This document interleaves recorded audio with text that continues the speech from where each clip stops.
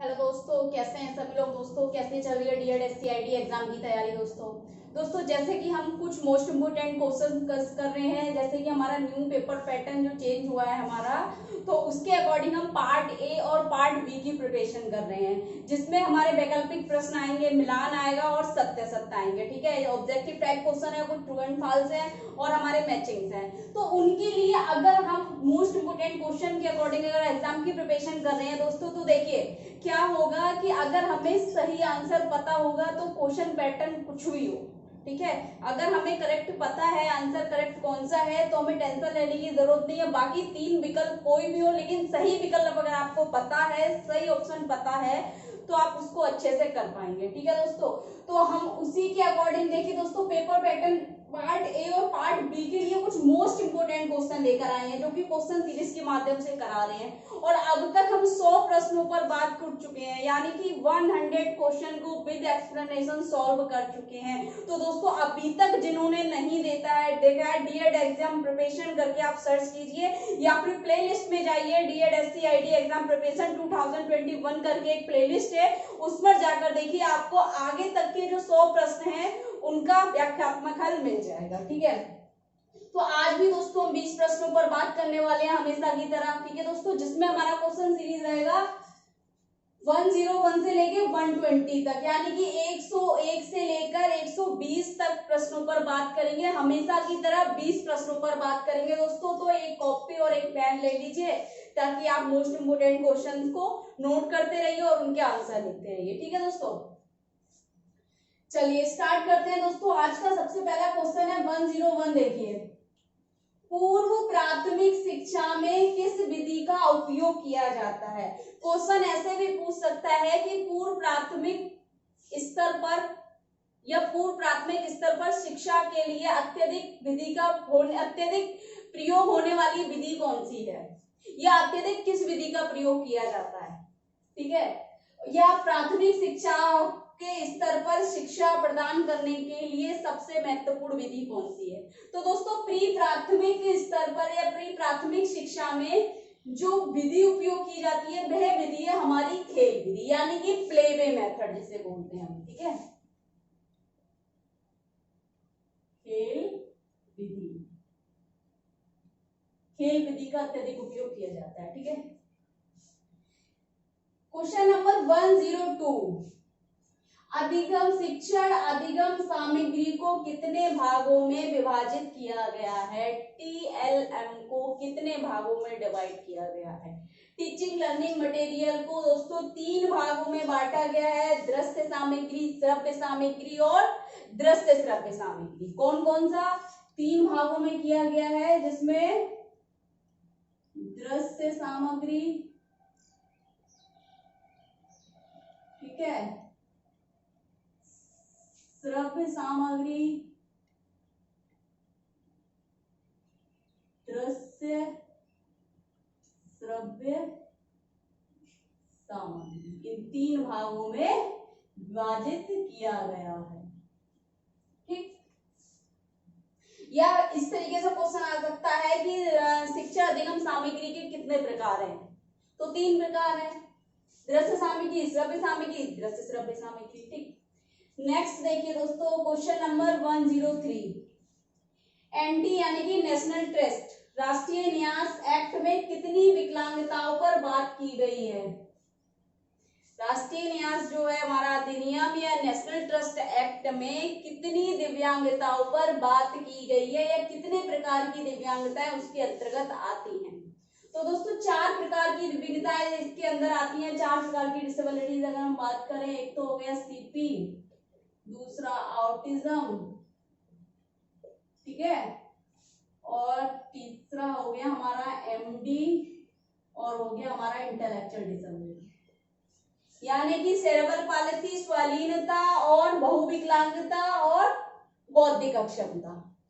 ठीक है, ये 4 प्रकार की बात की गई है। क्वेश्चन नंबर 104, आरसीआई में संसद द्वारा कब संशोधन किया गया, यानी कि भारतीय पुनर्वास परिषद में कब संसद द्वारा संशोधन किया गया। तो दोस्तों 2002 में, नहीं सॉरी 2000 में किया गया था। सन 2000 में किया गया था, ठीक है। आरसीआई में संसद द्वारा संशोधन 2000 में किया गया था। नेक्स्ट देखिए क्वेश्चन नंबर 105, हाइपर कीन्स और मिनिमल ब्रेन डिफ्यूजन किन बच्चों को कहा जाता है? Most important question for paper 8, ये आ चुका है क्वेश्चन, ठीक है। मैंने पुराने जो पेपर देखे थे उनमें आ चुका है। हाइपर कीन्स और मिनिमल ब्रेन डिफ्यूजन किन बच्चों को कहा जाता है? तो दोस्तों हाइपर कीन्स और मिनिमल ब्रेन डिफ्यूजन हम ADHD वाले बच्चों को कहते हैं, ठीक है। या इस तरीके से क्वेश्चन आ सकता है, ADHD वाले बच्चों को और किस नाम से जाना जाता है? तो हाइपर कीन्स और मिनिमल ब्रेन डिफ्यूजन के नाम से। क्वेश्चन नंबर 106, ADHD के कितने क्षेत्र हैं? क्वेश्चन आएगा आपका ADHD के कितने क्राइटेरिया हैं, ठीक है। कितने क्राइटेरिया हैं ADHD के? दोस्तों ADHD के 3 क्राइटेरिया हैं। कौन कौन से हैं? एक तो है अटेंशन स्पैन,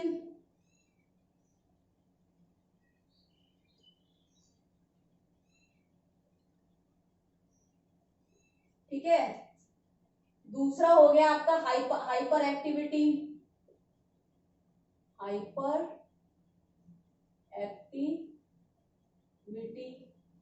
तीसरा हो गया आपका इम्पल्सिव।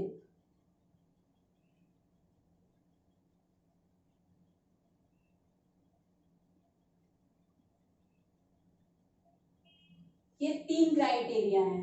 अटेंशन स्पैन क्राइटेरिया, दूसरा है हाइपर एक्टिव क्राइटेरिया, तीसरा है इम्पल्सिव क्राइटेरिया, ठीक है।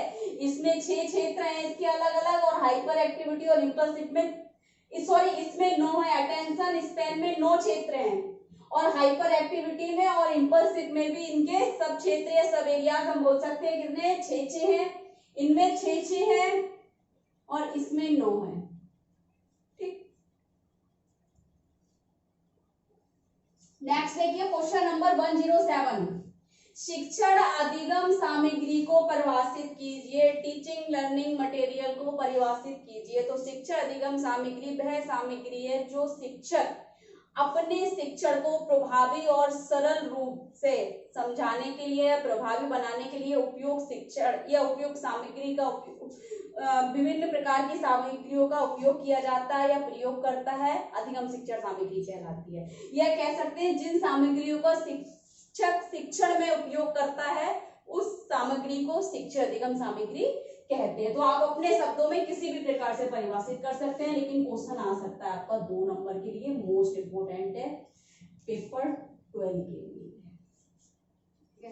नेक्स्ट देखिए दोस्तों क्वेश्चन नंबर 108, हेलर सिंड्रोम को अन्य किस नाम से जाना जाता है? तो हेलर सिंड्रोम को दोस्तों CDD, childhood disintegration disorder, childhood disintegration disorder के नाम से जाना जाता है। यह एक ऑटिज्म का एक टाइप है, एक प्रकार है, ठीक है। फिर कह रहे हैं क्वेश्चन नंबर 109, देखिए प्रकृतिवाद के 2 सिद्धांत, पेपर 7।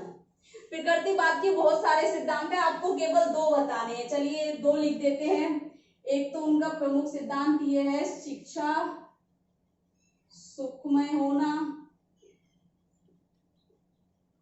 शिक्षा कैसी होनी चाहिए? सुखमय होना चाहिए, सुखमय होनी चाहिए।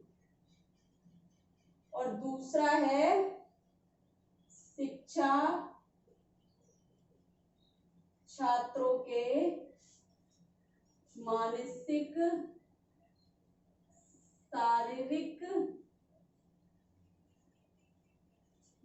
शारीरिक रूप से अनुकूलित होनी चाहिए,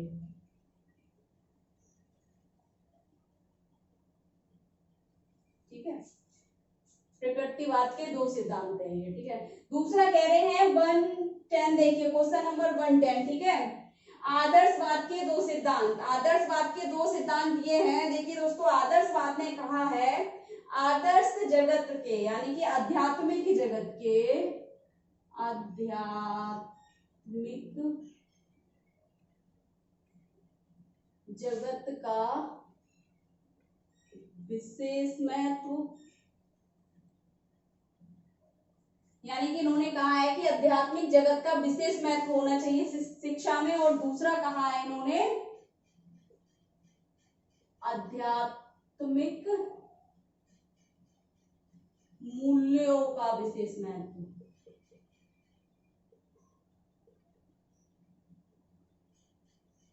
कोई भी दो सिद्धांत आप लिख के आ जाएंगे, बहुत सारे सिद्धांत हैं आदर्शवाद के, 3 मंत्र अगर हम बोले, सत्यम शिवम सुंदरम इन्होंने रचना की है, ठीक है। फिर कह रहे हैं 111 देखिए दोस्तों, प्रकृतिवाद के मुख्य 3 रूप कौन कौन से हैं। तो प्रकृतिवाद के दोस्तों मुख्य 3 रूप हैं। पहला है पदार्थवादी,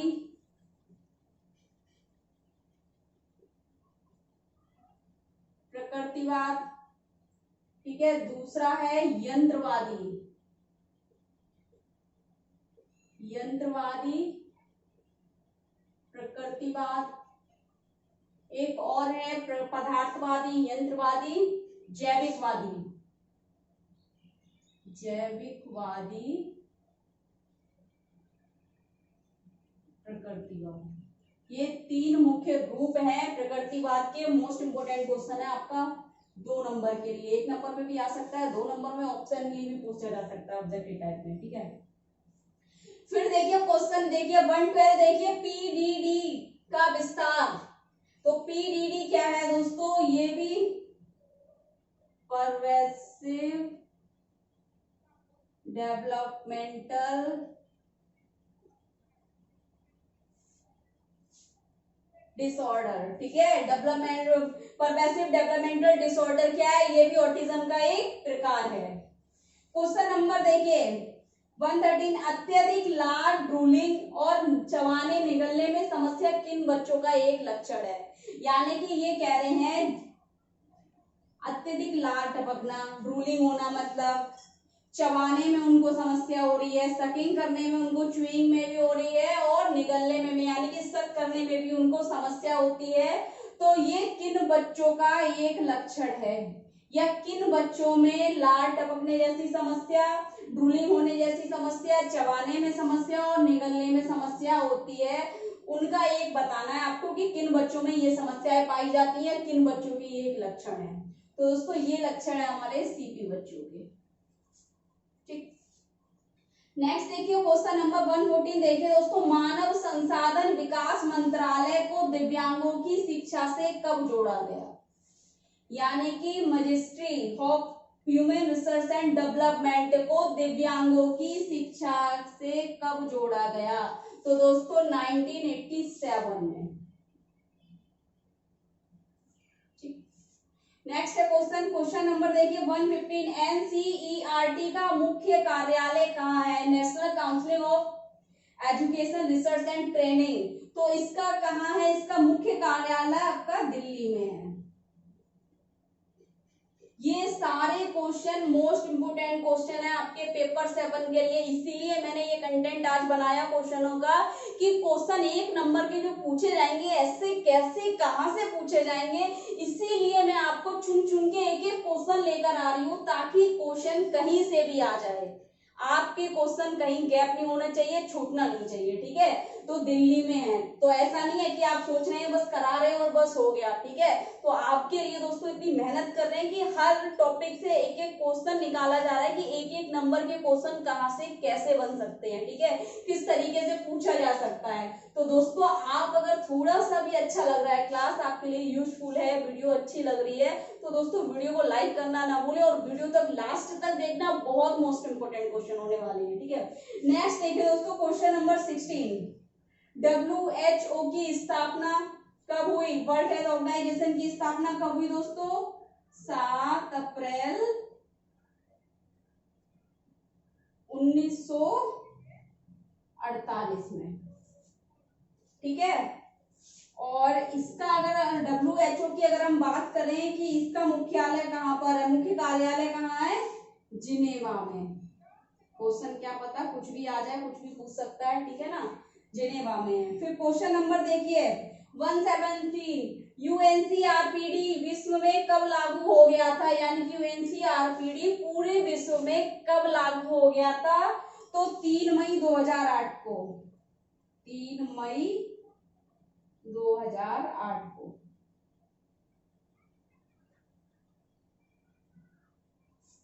ठीक, और फिर देखिए क्वेश्चन नंबर 118, आरपीडब्ल्यूडी एक्ट में कितने अध्याय हैं?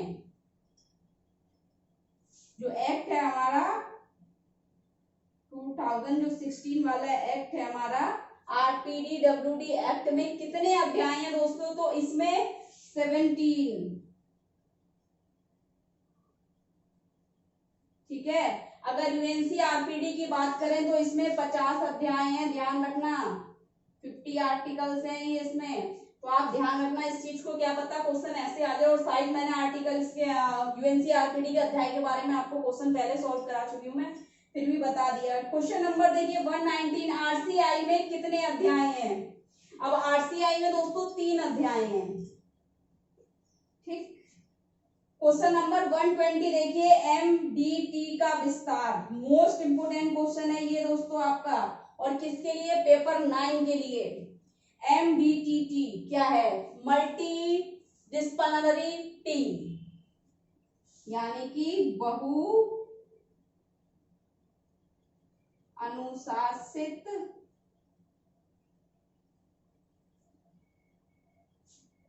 समूह, बहु अनुशासित समूह। तो दोस्तों आज हमने पूरे 20 प्रश्नों पर बात कर ली है, और जो कि हमारे एग्जाम के लिए मोस्ट इम्पोर्टेंट है। एक क्वेश्चन आपके एग्जाम के लिए मोस्ट इम्पोर्टेंट है। अगर हम बात करें तो पेपर 12 से भी हमारे कुछ क्वेश्चन है। अगर ये देखिए, ये पेपर 7 का हो गया हमारा, पेपर 12 का है ये एंटी एक्ट, तो पेपर 7 से आ गया ये। आरसीआई पेपर 7 का है, हाइपर किंग्स पेपर 8 का है, एडीएसडी पेपर 8 का आ गया, शिक्षा अधिगम सामग्री 7 का है, हेलर syndrome paper 8, paper 7, paper 7, paper 7, 8 और paper 8, paper 7, 7, 7, 7, PWD paper 7, RCI paper 7, paper 9। ठीक है, तो इसमें पेपर 7 और पेपर 8 के क्वेश्चन, और पेपर 12 के 2 क्वेश्चन दिखे मुझे, बस इससे ज्यादा नहीं है। एक तो ये है पेपर अधिगम शिक्षा सामग्री वाला, और ऊपर वाला एक और था यहाँ पर, ये रहा 12 से, ये 2 क्वेश्चन है। ठीक है दोस्तों, बाकी पेपर 7 और पेपर 8 के लिए भी हमारे मोस्ट इंपोर्टेंट क्वेश्चन है दोस्तों। आप पार्ट और पार्ट बी का मतलब समझ रहे हैं? पार्ट ए में हमारे पूरे कितने आपके 15 नंबर है पार्ट ए में केवल। ठीक है, पार्ट ए के लिए 15 और पार्ट बी के आप लगा लीजिए 10 गो है, यानी कि पूरे 25 नंबर के लिए, यानी कि 25 मार्क्स के लिए ये क्वेश्चन मोस्ट इंपोर्टेंट होने वाले हैं दोस्तों। तो वीडियो को आधा ना देके पूरा देखें। ठीक है, अगर वीडियो अच्छी लग रही है, यूजफुल है, तो वीडियो को लाइक करें और ज्यादा से ज्यादा लोगों को शेयर कर दें। और चैनल को अगर सब्सक्राइब नहीं किया है तो सब्सक्राइब कर लो, बेल आइकन को प्रेस कर दो, ताकि नेक्स्ट आने वाली क्लास आप तक पहुंच जाए दोस्तों। और जो मैंने मॉर्निंग में आज आपकी क्लास एक अपलोड की है पेपर 12 के लिए, मोस्ट इंपोर्टेंट है, क्योंकि उस टॉपिक से आपके 3 टॉपिक्स बनते हैं, तो उस क्लास को भी देखना ना भूले दोस्तों। Thank you so much.